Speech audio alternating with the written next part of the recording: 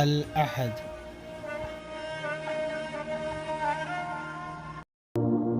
اعوذ باللہ من الشیطان الرجیم بسم اللہ الرحمن الرحیم فاذکرونی اذکرکم صدق اللہ العظیم۔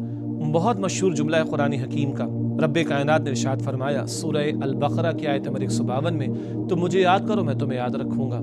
آج تو اللہ کو اور زیادہ یاد کرنے کی ضرورت ہے۔ دلوں میں خوف ہے، لاک ڈاؤن کی صورتحال ہے، پورا ملک یا پوری دنیا جو ہے وہ لاک ڈاؤن کر دی گئی ہے، لوگ گھروں کے اندر محصور کر دیے گئے ہیں، مگر مومن وہ خوف نہیں رکھتا، وہ اطمینان کے ساتھ ہوتا ہے۔ کیوں؟ قرآن کہتا ہے کہ الا بذکر اللہ تطمئن القلوب، آگاہ ہو جاؤ، دلوں کو اطمینان اللہ کے ذکر سے ملتا ہے۔ اذانیں تو مسجدوں سے بلند ہو رہی ہیں، کہیں کہیں باجماعت نماز کا بھی اہتمام ہو رہا ہے۔ ہم فقہی مباحث میں نہیں جا رہے، مگر اس پوری زمین کو تو مسجد بنا دیا گیا حضور علیہ السلام کی امت کے لیے۔ گھروں میں اذان دے لیجئے، گھروں میں اقامت کا اہتمام، گھروں میں نماز کو قائم کرنے کا اہتمام کیجئے۔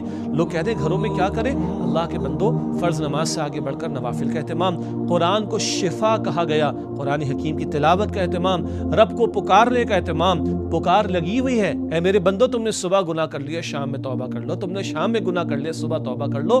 اللہ فرماتے حدیث قدسی میں معاف کر دوں گا۔